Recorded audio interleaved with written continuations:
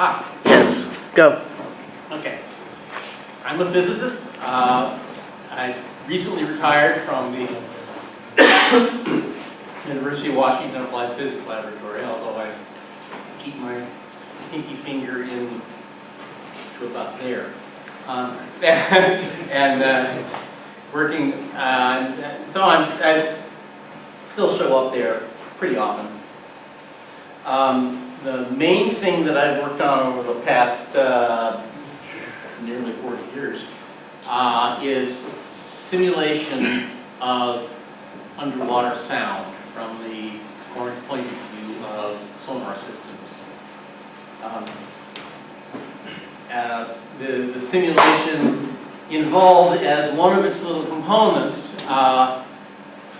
trajectories of things that are running around under the water, listening for other things, and other things that are running around making noises or reflecting sound, bouncing off of them, or so you set up a scenario with an ocean that you define to the computer, and it doesn't have to be a real ocean, and the things that are in it don't have to be real things, which means that you can test ideas for sensors before you actually do the investment to build the sensor and take it to sea. You take a sensor system to sea, it costs something like $1 million a day, and that'll keep you going for several years. So simulation is the inexpensive way to generate data to be fed into algorithms that are trying to improve sensors to determine what's out there and identify what's out there.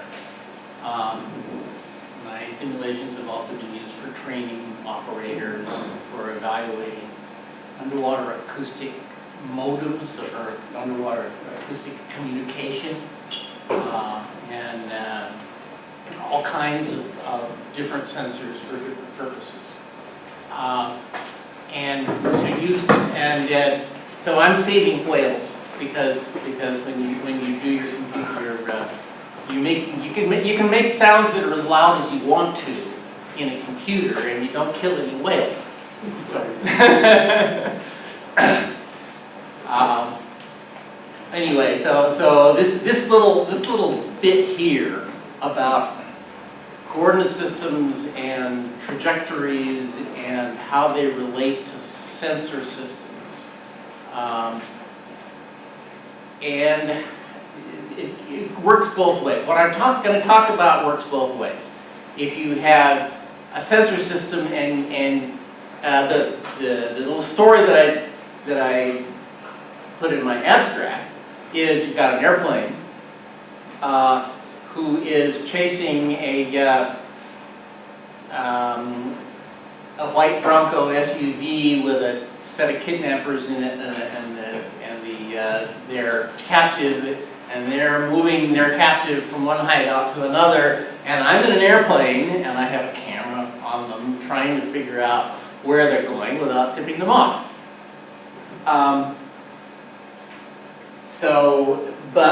But what happens here is you've got, of course, the coordinate system that the car is in. You've got the coordinate system that the airplane is in. You've got the coordinate system that the camera is on, and it's on a swiveling mount on the belly of the airplane. So you're constantly doing, because the airplane has to keep moving, otherwise it doesn't fly, and they have to obey air traffic control and all of that. So the camera mount is constantly swiveling to keep our target in, and if you lose it, there are severe consequences. You have to keep the camera on it. If it's in traffic, there are 20,000 white Broncos out on the freeway, and you gotta keep it in sight. Okay, So to think about this problem, and what the output from this whole thing is a report of where on the Earth, latitude and longitude, that target vehicle is as a function of time. Radioed back to the cops. We're going to set up something to free the hostage. That it's a complicated thing because, and we're going to assume that you know where the airplane is, at least every now and then. You take a GPS fix, but those aren't continuous. You know where you were a few seconds ago, and you move a little bit, and then you move on, and you again know where you were a few seconds ago. You don't know where you never know where you are right now, because it takes some time to take the GPS. So you're developing your own trajectory. You're developing the trajectory of the camera mount. So you've got an analyst down there keeping the camera focused, recognizing the Bronco. And this whole thing is about how to talk about coordinate systems. So I'm going to do this. Let's see now. I had hoped to have some more time to get set up. Okay. There's an X, Y, and a Z. An X, Y, and a Z. Is this fuzzy logic? Pardon? Fuzzy logic? Fuzzy logic. It's oh, this is high technology. Okay, and there's also an X, Y, and a Z here. I declare that the origin of my coordinate system is this corner of this box. The x-axis is going toward the front wall here. The y-axis is going toward that wall there, and the z-axis is up. Okay, now there's also an x, y, and a z connected to the airplane, and another one connected to the camera. Now, I'm the camera. Here's the mount. Okay, the airplane is going around in a circle because the white Ford Bronco is parked at the moment. So it's going around and around, staying in the air. It's in the air, you notice, so it's got to be going somewhere. So there's a coordinate system there that it's in. It's moving. You're seeing it from the point of view, from my point of view, pretty much, except you're not. From your point of view, seeing me. Now, and I'm going to tell the story. There's the. Let's see. I'm going to put this. That's now a white Ford Bronco. Now the camera is my head, and I'm going to simplify the problem and leave out the airplane. There's just a flying camera, and it swivels itself and keeps up in the air somehow.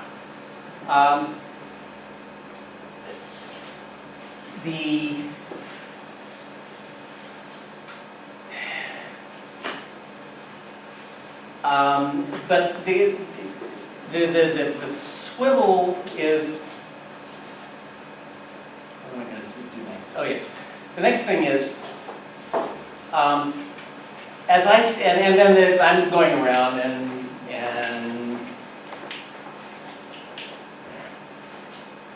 I haven't rehearsed this.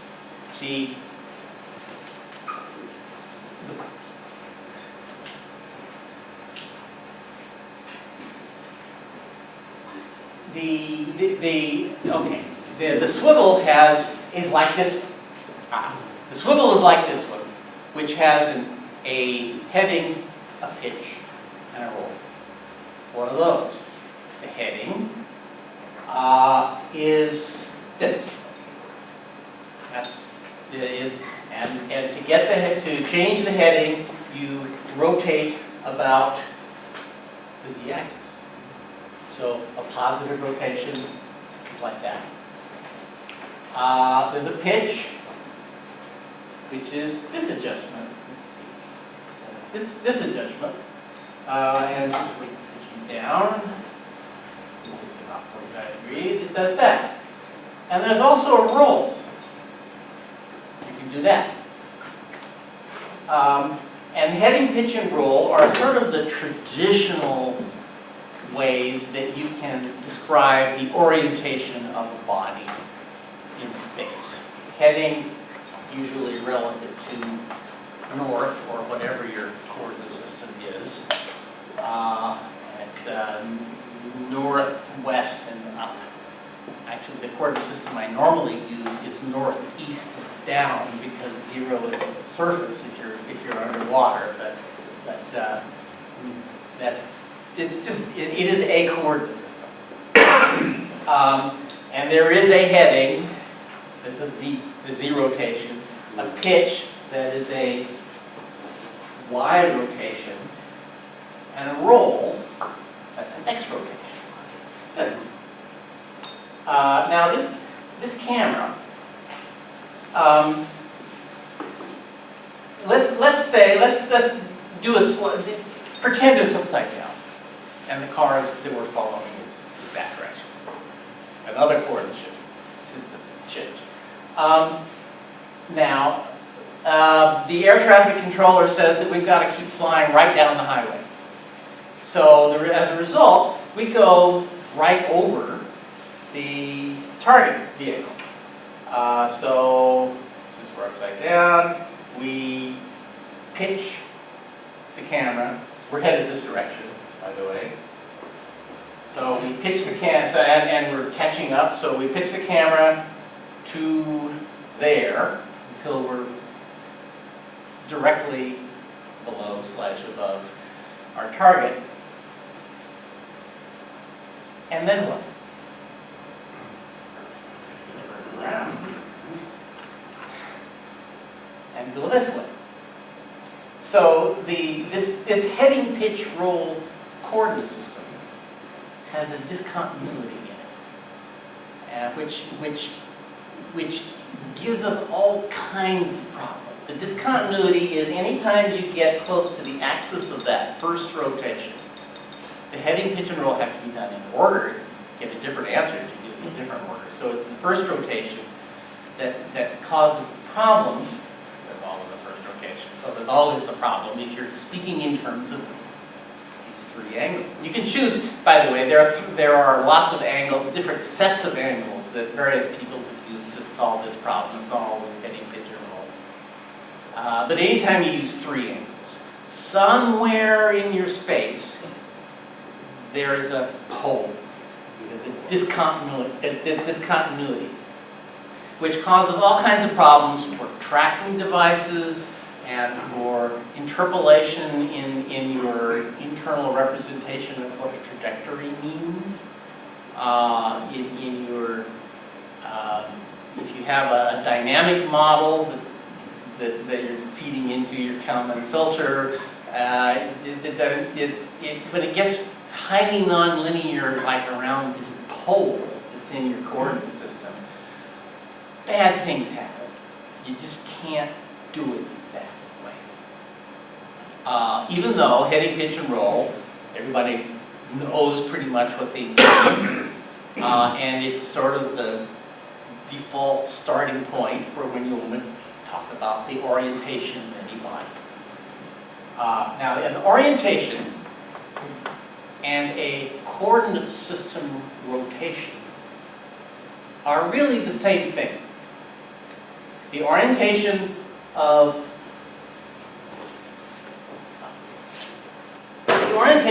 a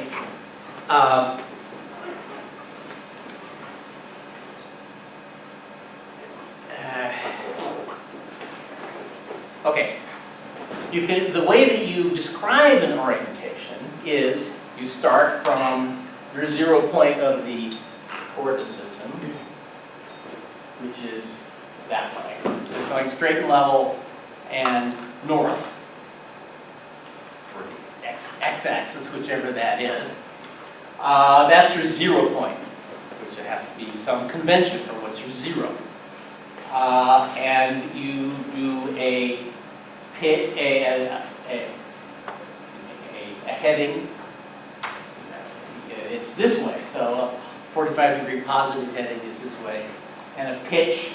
Actually, a pitch is x, y, z. So y is that way, and a positive rotation about that actually pitches it down. And a positive roll like this points like this. So we're headed that way, but we're banking.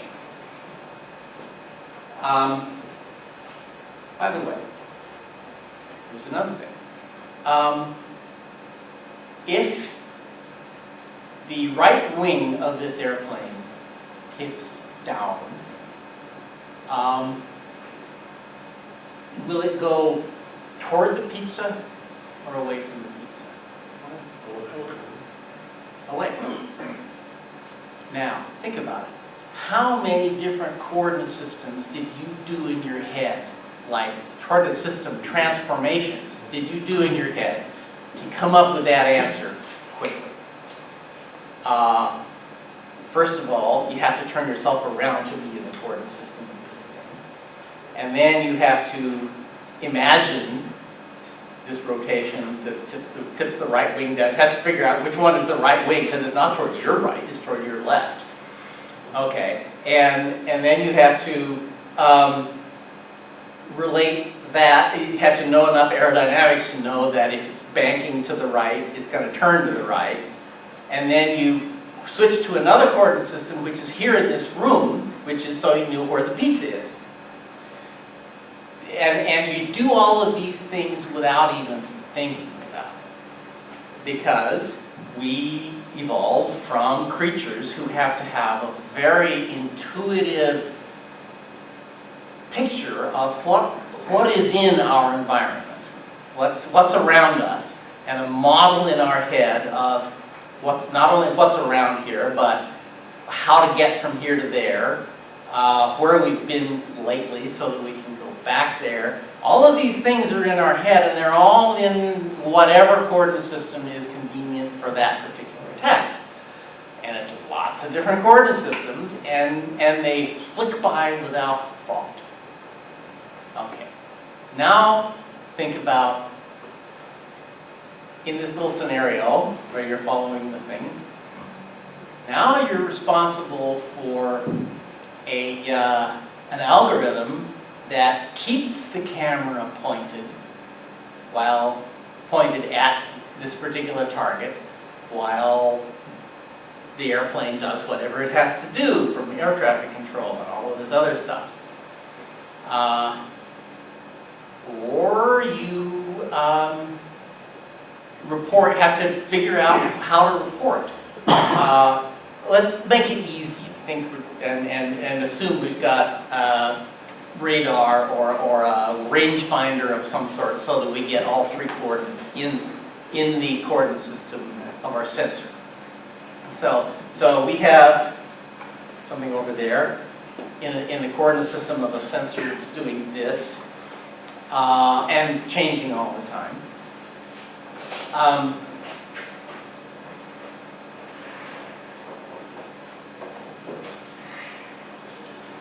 That's my point here.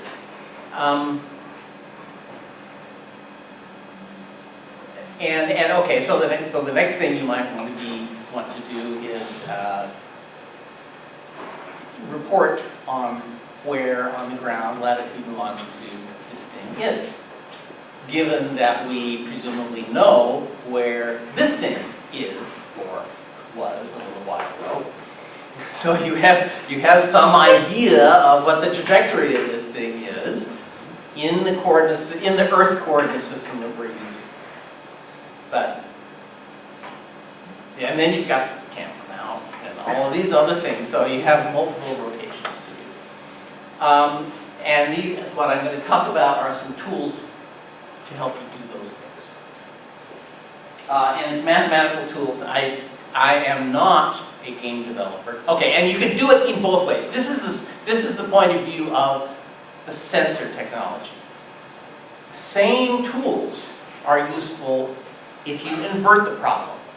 And you're doing a game. The game has some three-dimensional map, and it's got things running around in this made-up three-dimensional space, but it's 3D in the computer's mind.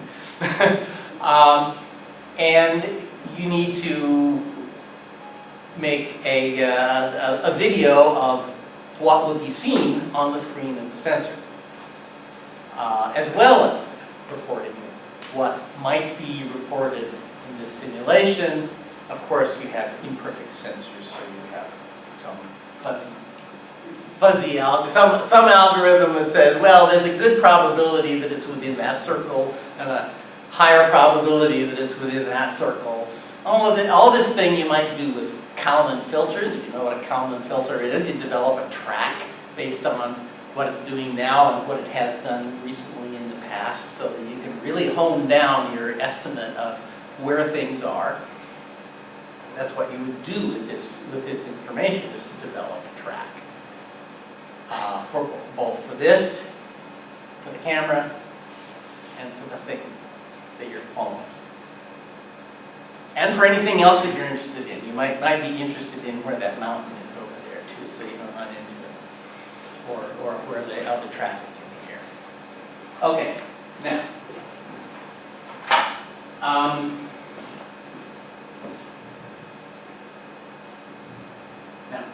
I'm going to simplify the problem a little bit. Okay, we have a location in the Earth coordinate system. Our car is over there. The same location in the platform's coordinate system. The location of the platform in the Earth coordinate system relative to that point in that box. So you have to know where the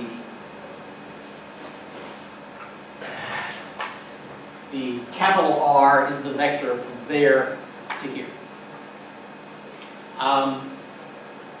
R prime is the vector from here to the target. What we want to know is the vector from the box to the target. And it's a linear transformation. We sort of know how to do linear transformations. We do it with a matrix multiplication. So it's a linear transformation that R prime, if this M is a rotation matrix, then we subtract our two Earth-based vectors, that one and this one, and rotate it in order to get R prime, the vector, the same vector in this coordinate system, or the inverse. We have the vector relative to the sensor, and we do the same rotation in reverse. It's not the same formula exactly. So there's a transform to and a transform from. And those are actually the function names that I use to do this. Now M is a 3x3 matrix, but what goes into it is heading, pitch, and roll. 3 numbers, not 9. Where do the other 6 numbers come from? Well, the other 6 numbers come from the fact that M has to be orthogonal. For one thing, it doesn't make things grow or shrink. If you rotate something, it doesn't get bigger. And the right version. There has to be an inverse, and it turns out that the inverse is X transpose, and that's enough to give you your other 6 constraints on this orthogonal matrix. So you've got 3 numbers going into it, and a reasonably well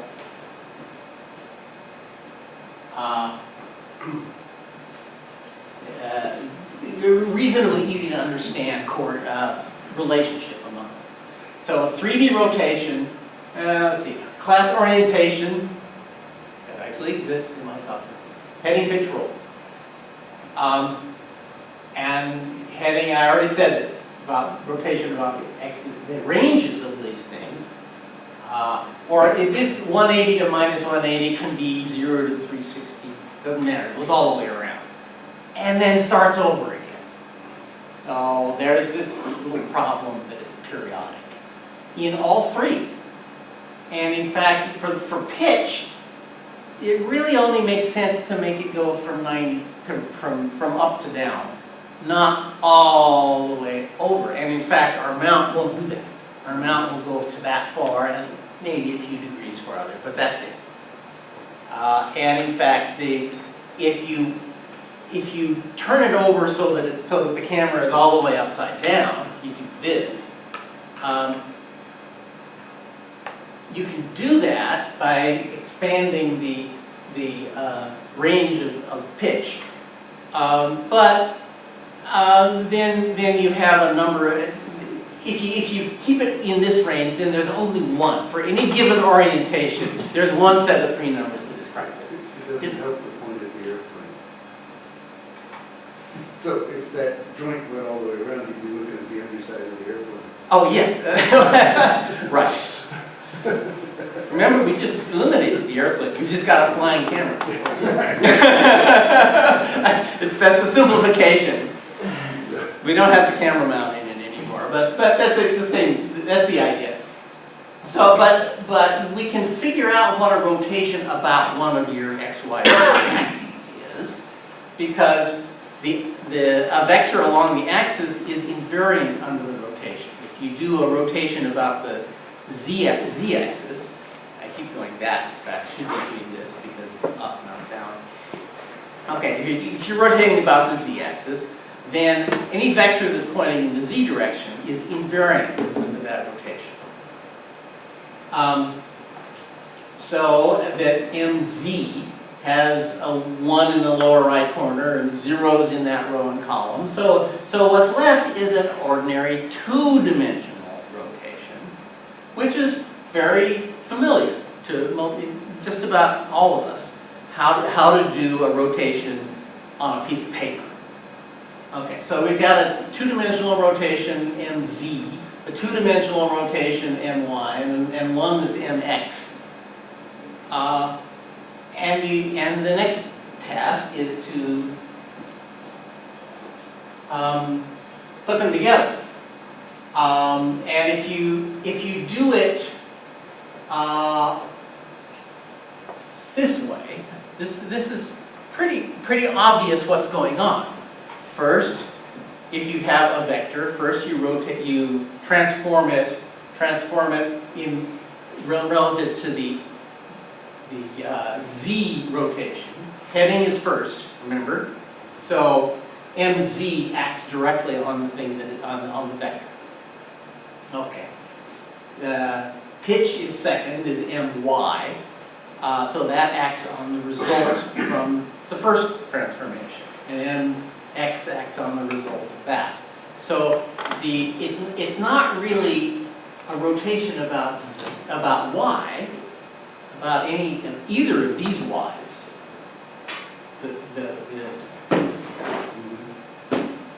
This y, this. Okay. X. Okay. It's not a rotation about this y because we've already rotated about z. But it's a rotation about y prime. And then you rotate it about y prime, and the next rotation is about x, which is roll, which is this.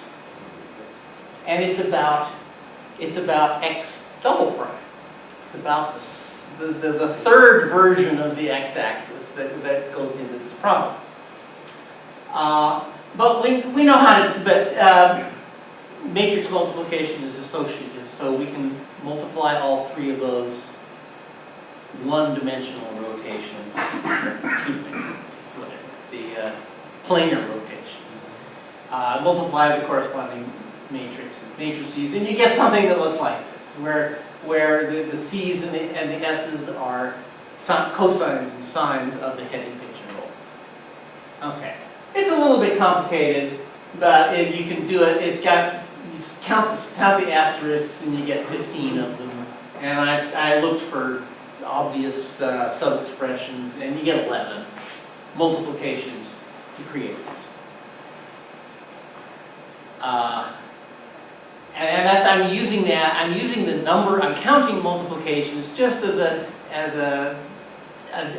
get some kind of a handle on the complexity of the algorithm. It's a scaling factor. Okay.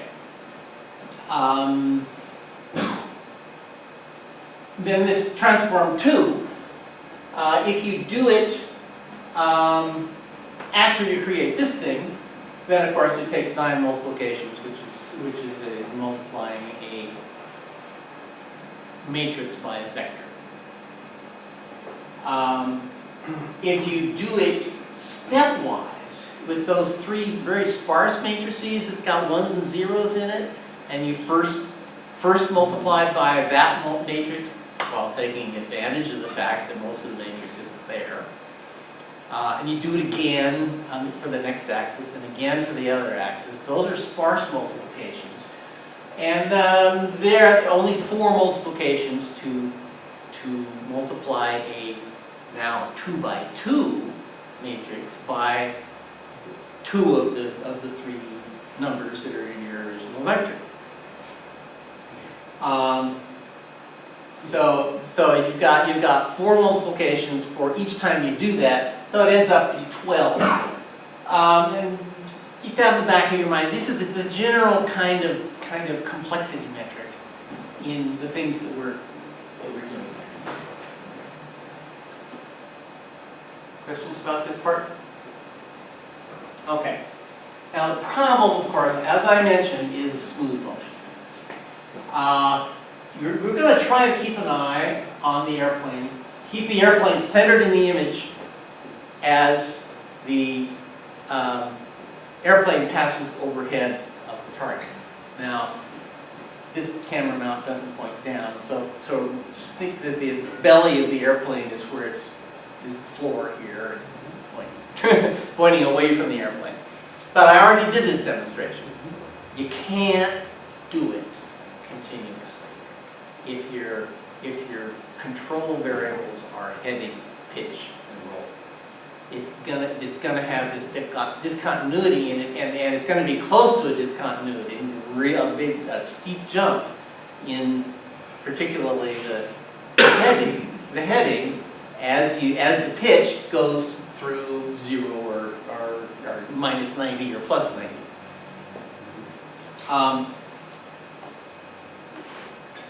Okay.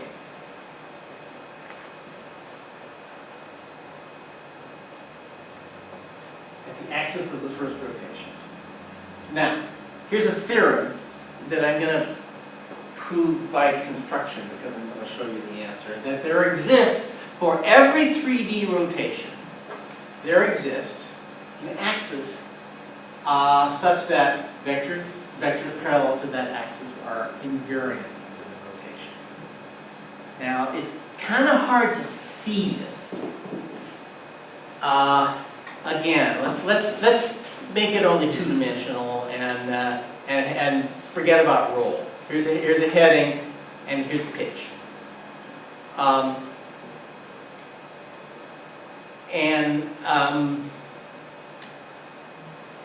So between your 0 point, which I've just redefined to be this, and that, there is some axis. Now I have to figure out where that axis is. I think it's over there somewhere.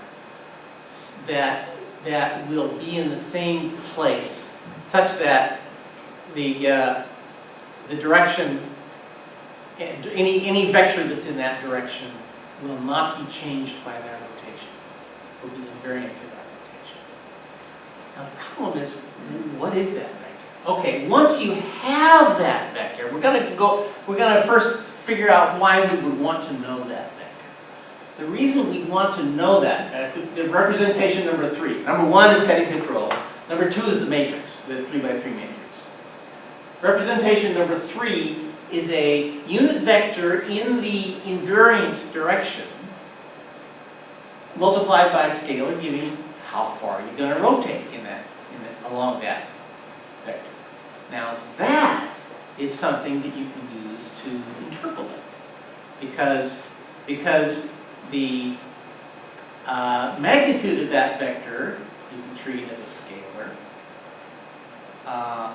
and scalars can be interpolated. They don't have any nasty discontinuities in them, and it turns out that there are 2 answers. You can either take the close one, or you can go all the way around and take the far one. Of course, there are an infinite number of answers because you can go as many times around as you want. Okay, but there are 2 that we have to worry about that are less than 360 degrees.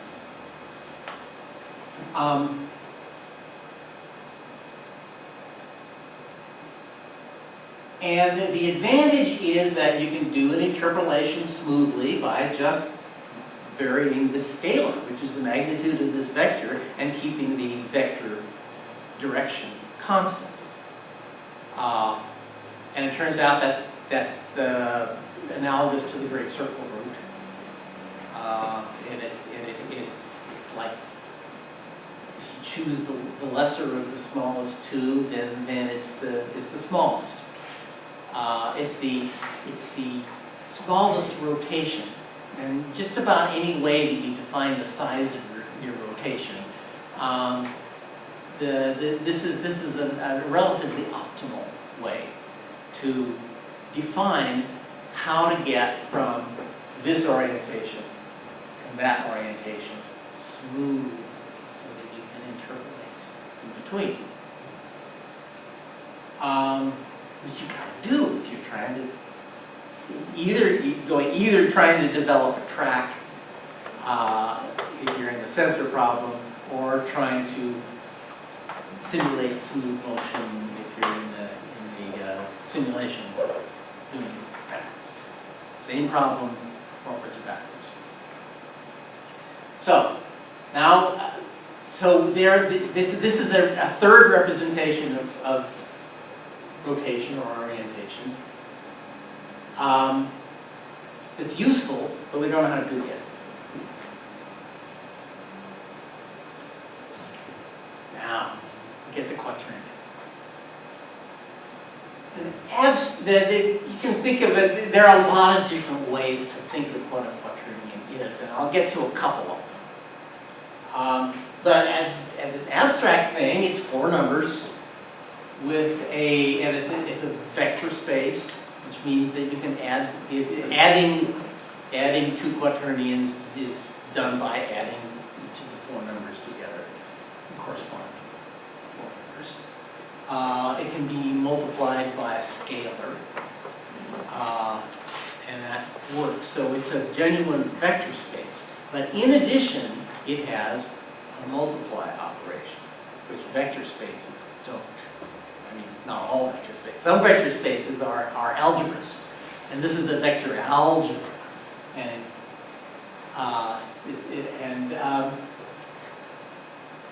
the Quaternion multiplication is defined this way, and it's just basically every possible combination.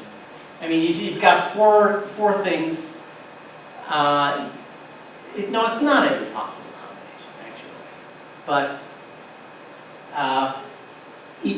each of the 4 members of the result involves 4 numbers from each of your inputs, and 4 multiplications. So we've got 16 multiplications to do this. To multiply. I'm multiplying. Yeah, this is abstract. Okay.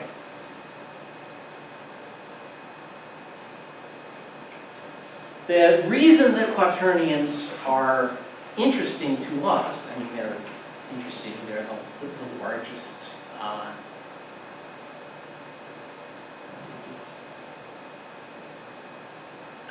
division ring, I think is what it is.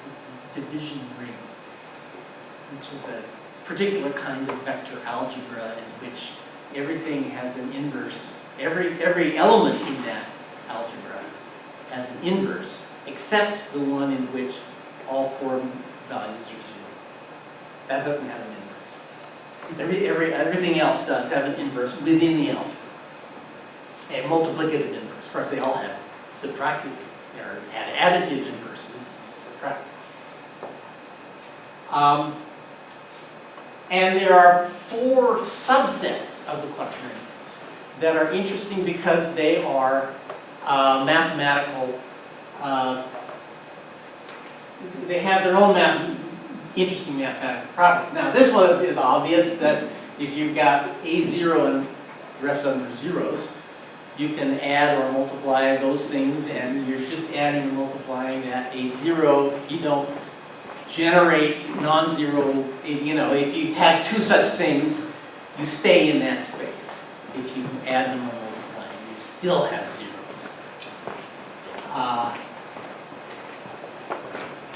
Okay, quaternions, if you just include the first two, then they're isomorphic to the complex numbers. So it's a generalization of the complex number.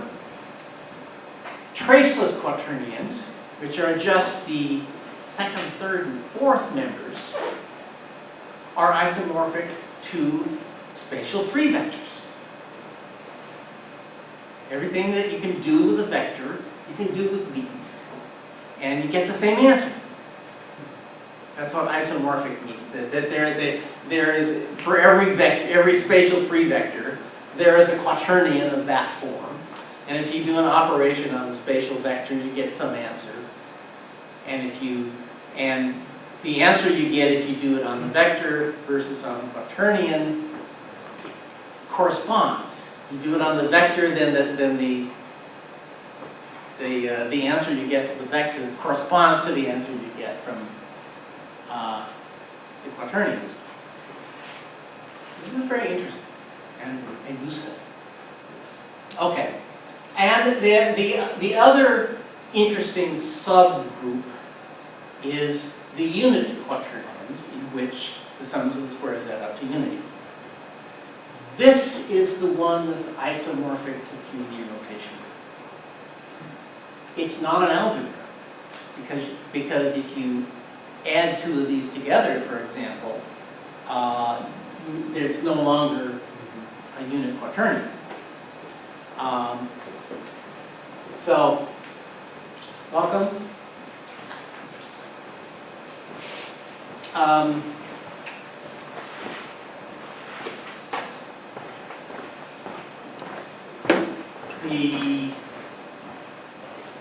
Okay, and the quaternion as a whole is a division. I already said that. And multiplication is associative. A times BC is the same as AB times C. And it distributes over addition. A times B plus C equals AB plus AC. This is familiar from ordinary numbers. But it's non-commutative, as rotations are.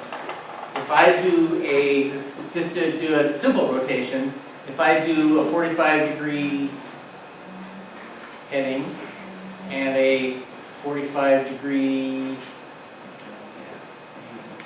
that one, pitch, I'm going to end up pointing over there. If I do a pitch for 45 degrees, and then a heading like that, now this is not the same result, because now you see it's in effect it's been rolled. You've got this wing is down, whereas if I do the heading first and then a pitch, they're level. So order matters a lot. Non-commutative.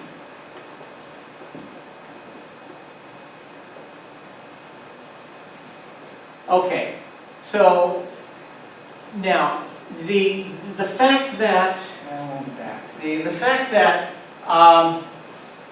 these unit quaternions are isomorphic to 3D rotation just means that for every rotation there is a quaternion. And if you multiply the quaternions or compose the rotations and then do the transformation back and forth, you get the same answer.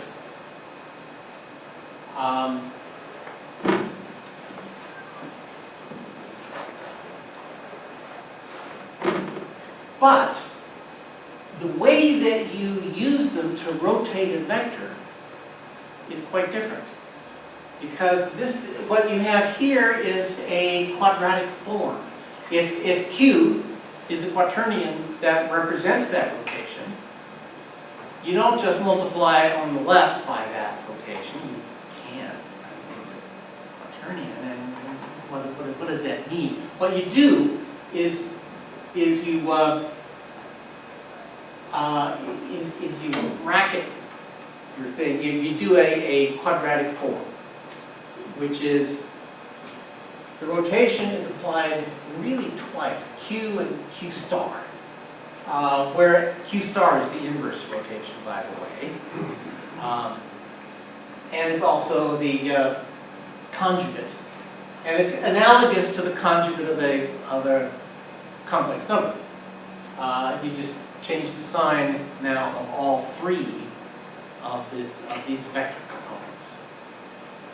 The numbers 1, 2, and 3 to make conjugate, and it turns out that Q prime is Q inverse.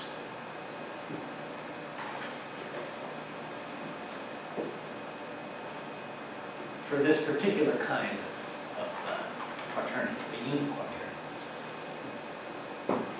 Now, I've hinted at this, but it's really useful to view a quaternion as a scalar, the first one, and a vector, the other three. And in that form, this funny-looking multiplication thing actually makes a little bit more sense. It's down into familiar pieces. You've got a scalar times another scalar. You've got a scalar times a vector, and the other scalar times the other vector. Here and here. And then what's left is the product of the two vector parts. And lo and behold, what you've got is the cross product in those three vector things. But you also have the dot product minus the dot product. That's the first one. Dot product, you see, so if you have two vectors that have zeros in that first place, and you multiply them, you don't have zeros in that first place anymore. So this set of vectors, we have zeros in the first place that are isomorphic to the vectors. There's no multiplication on vectors. That's, generally a vector space has a multiplication by a scalar. It makes sense to do that to a 3 vector. But you don't learn in school how to multiply two vectors together. And it turns out that if you represent them as quaternions, you get something that's also useful, but it's not closed. The vectors are not closed under that operation. You get something that's not a vector.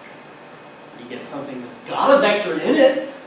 It's A cross B. The Z component is the X times the Y, and the X component is the Y times the Z, and you can.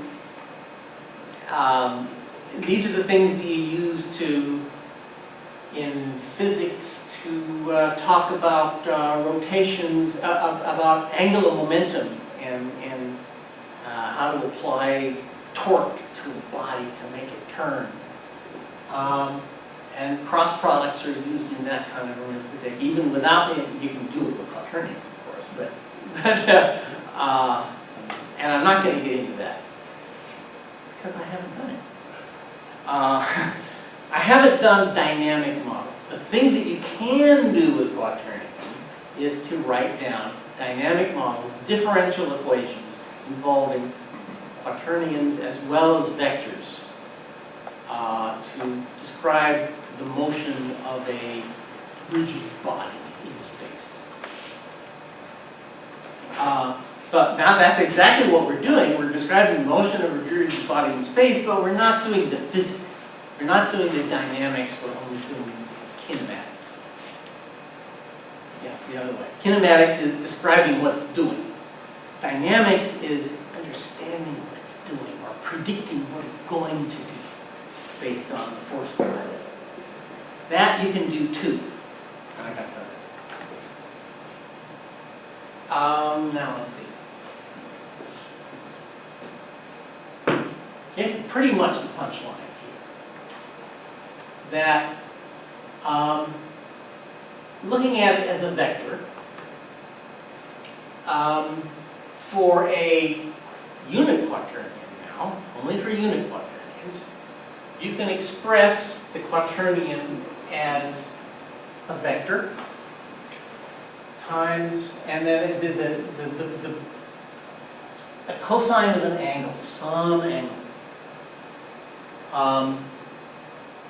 The sine of an angle times a unit vector. If this u here is a unit vector, length 1, giving a direction.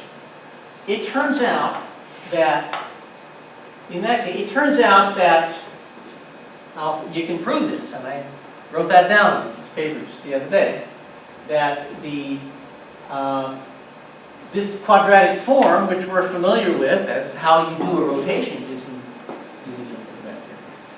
If you do that rotation, if you try to rotate the vector that you find in the quaternion, in the second, third, and fourth places, that vector is invariant under the rotation. You can prove that just by doing the algebra. Yes? What's theta that you divided by 2? Like, is that a special? It's theta is in fact the amount of rotation, and you have to, I haven't shown this, but I'm saying that theta is the rotation, the degree, the number of degrees or radians or whatever it is, rotation about that axis in the direction u. Lo and behold, we have what several slides ago we wished we had, which was how to find that direction that we can rotate around so that we can use, you can multiply it by a scalar, which is this theta. Now that we've got u, we can pull that out of the quaternion and make a vector out of it, a rotation vector, which is, remember that the third rotation, the quaternion, by the way, is our fourth representation of rotations. So the third one was this vector whose length is the amount of rotation and whose direction is the direction, the axis of that rotation. Okay. So the vector that's contained within a unit quaternion is invariant under the rotation represented by that quaternion. Which means that we found a way to find that axis vector. Which means that we can now pull it out and manipulate it in easy ways and interpolate along this nice, smooth path, simply using ordinary interpolation things because we're interpolating a scalar. We know how to interpolate a scalar. Or even extrapolate. So we found the axis vector that we need, but first we have to get the quaternion. I haven't shown you where the quaternion comes from yet.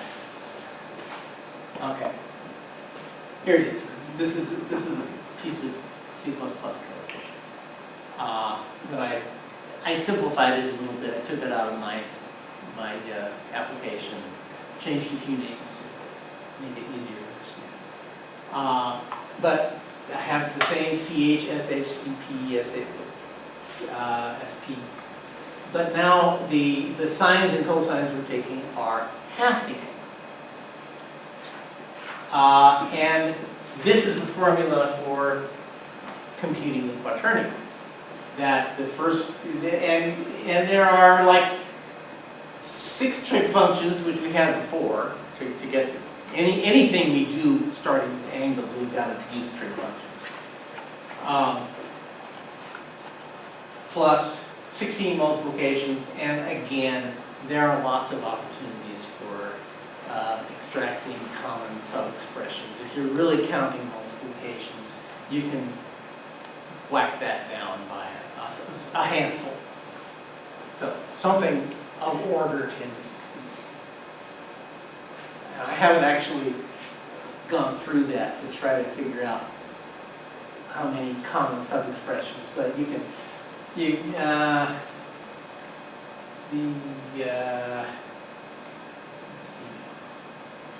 see, CH and SP, yeah, here, CH and SP appear here, and they appear here too.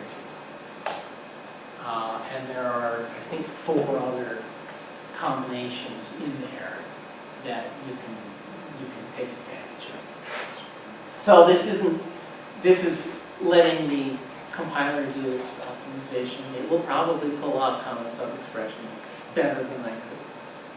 So I don't bother. Now, maybe I should, but I don't. So there's 16 multiplications, and then let the compiler eliminate it.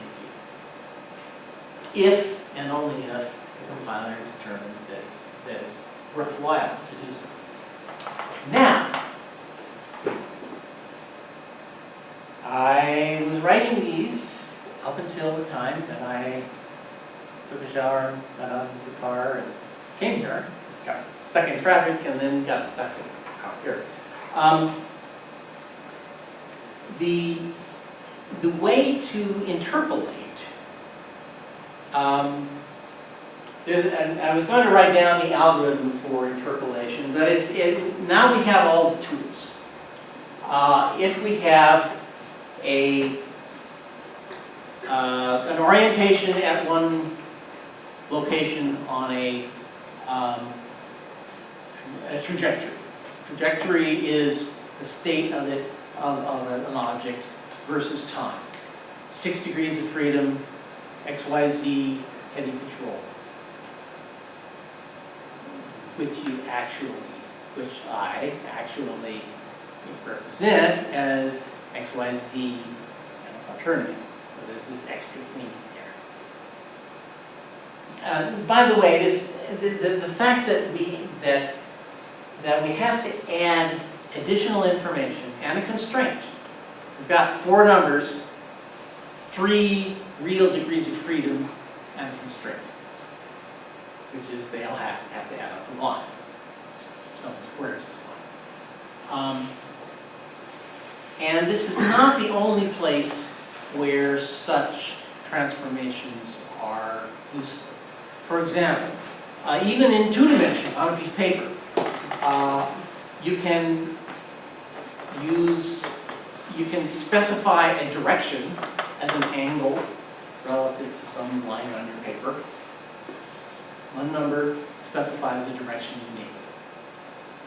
Or you can specify a direction as the X and Y locations on that piece of paper of a line that goes from the origin to that X and Y location, and that it is for many, many reasons and applications a lot easier to use the XY location, even though there's a constraint. You know, you might make it one, or it doesn't matter what it is. You've got the same line. So you might as well have a constraint that they're 1 unit.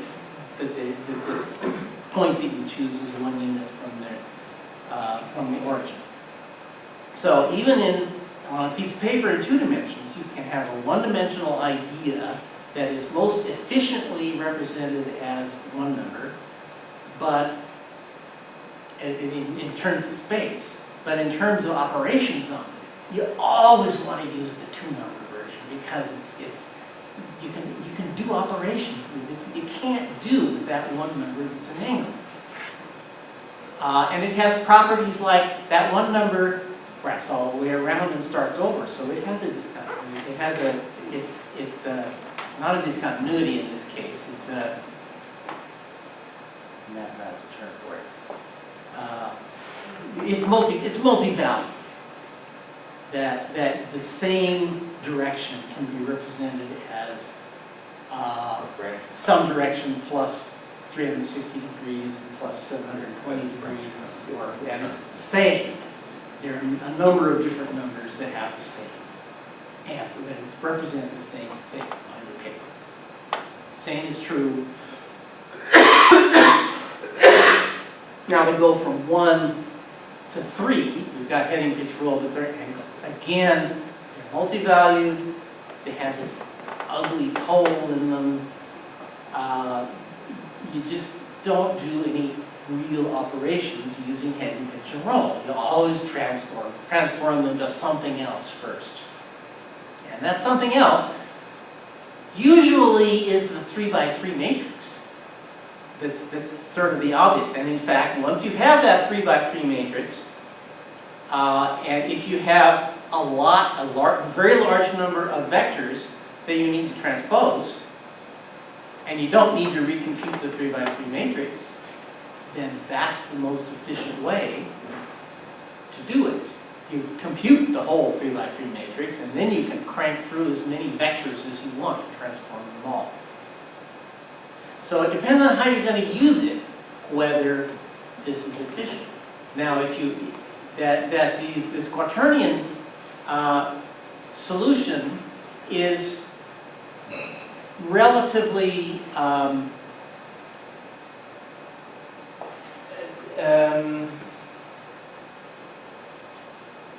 compact. I mean, it only goes from 3 to 4. You're only wasting a third or a fourth, depending on what you put in your denominator. But you're not, of course, you're not wasting it. You're getting something that has operating. The main thing is that you can get that rotation vector out, which is what you need in order to interpolate or extrapolate. You can keep, you can extrapolate. If you've got something, it is possible in my software to write down a trajectory using only one snapshot. Now, a snapshot is the state at a time. And in my software, it's called SST, Solar Simulation Toolset. In SST, you can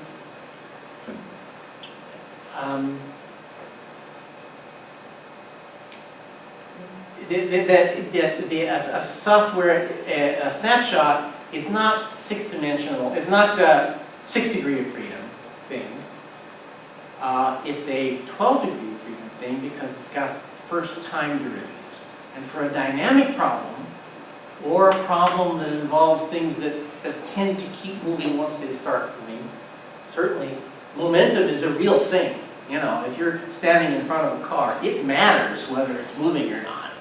It's a different kind of a thing if it's headed for you than it is if it's just sitting there.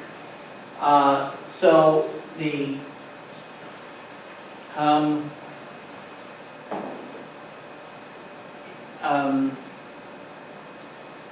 so it's a 12-degree. So like in SST, to specify a snapshot, one of a sequence of snapshots that specifies a trajectory at different times, it actually has 12 numbers in it. Or it's specified using 12 numbers. It's got more numbers than that in it. But because basically under that, it's 13, 14 numbers in it. Because you have first-time derivatives of the 60 thing, and it's represented, the rotation parts are represented in the quaternion. Plus, you also keep the heading, pitch, and roll for reference. We don't need to keep the heading, pitch, and roll. It could be a different thing. But you need heading, pitch, and roll to get it started.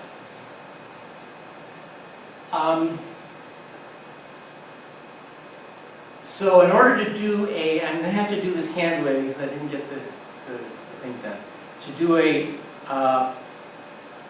interpolation in that sense, now I'm going to not use first derivatives. It gets more complicated with first derivatives, but you have to have even for first derivatives, you have to have the rotation vector as a vector.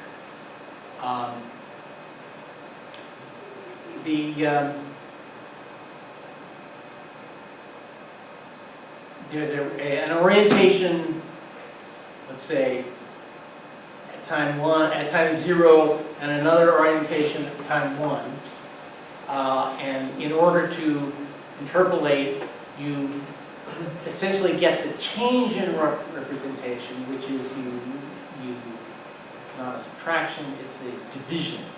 Basically, you divide this orientation by that orientation to get the change, the rotation that is necessary to go from one to the other. You then transform that into the rotation vector form, and presume that this rotation vector is constant from here to there, which takes you on the, just lots of different ways to get from this point to that, from this orientation to that orientation. You can loop around the moon if you want to, but an efficient way to get there is to sort of take this quasi-great circle route from here to there. For that, you need a rotation vector, which you can then you can multiply by some smoothly varying scalar, which gives you the rotation that you need, and then rather easily transform that back into the quaternion that you need to start with, or to do a transformation. If you're somewhere in the middle, your body is at some point in between its fixes at the time you have to do the transformation. So now that's hand waving, and I intended that on here. But those are the steps in order to do a smooth, reasonable interpolation in a trajectory. And that, I think that's enough. It's 8:30.